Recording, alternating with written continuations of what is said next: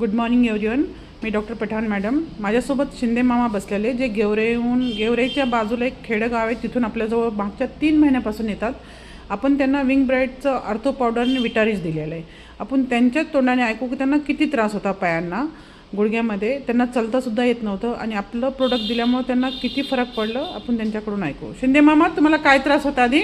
मला गुडघ्याचा त्रास होता. हां, गुडघ्याचा त्रास असल्यामुळे मला खूप तरसलं होतो. अच्छा. पण नंतर मग तुमच्याकडे दवाखान्यात आल्यापासून गोळ्या खाल्ल्यापासून समाधान वाटलं, मग चांगलं चालता यायला लागलं. ओके. डॉक्टरांनी तुम्हाला काय सांगितलं होतं? डॉक्टरने आम्हाला ऑपरेशन करायला सांगितलं होतं. ओके.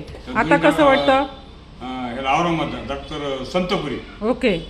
हां, त्यांनी 3.5 लाख रुपये खर्च सांगितलं होतं. अच्छा. हो, मग आपलं औषध घेतल्यामुळे तुम्हाला कसं वाटतं? एकदम समाधान झालं.